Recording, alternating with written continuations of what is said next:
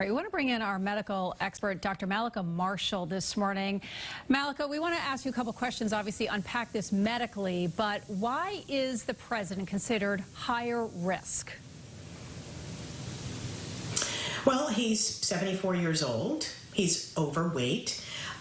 We don't know if he has other underlying risk factors because we don't necessarily know as much about the health status of this president as we have with prior presidents, but we know that he has at least two risk factors that put him at higher risk.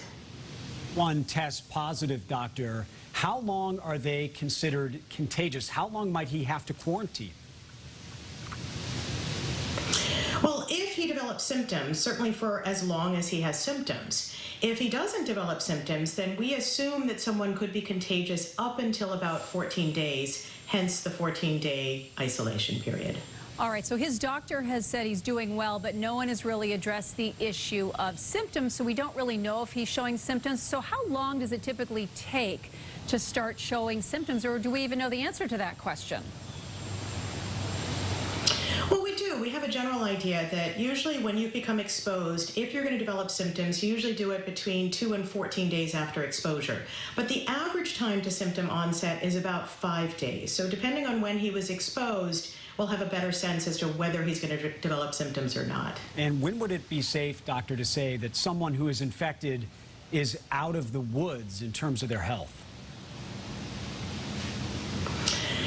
If someone doesn't develop symptoms, then we generally say after about 2 weeks, then they're probably not contagious and they probably aren't going to develop symptoms. If someone develops symptoms, then only time will tell. You know, a lot of people develop symptoms and they're chugging along and they're doing just fine, and then all of a sudden, precipitously, they get sicker. I do have to say that the odds are in his favor, despite the risk factors that we know about. Chances are he'll recover. And Mallika, obviously, him testing positive today or yesterday would sort of indicate this was days before that he was exposed. And so the question is, I mean, the next debate is in less than 2 weeks. What would you need to make you, what would make him feel comfortable that he could participate in that? Because there's no way to really know how far back a few days ago he was exposed to this.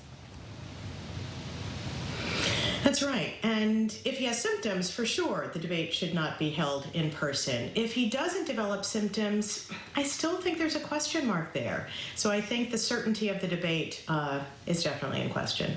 Debate is scheduled for 2 weeks from yesterday. Dr. Mallika Marshall, always so good to see you and get your expertise on this. We appreciate it. Stay with WBZ and CBS News for continuing coverage of this breaking story.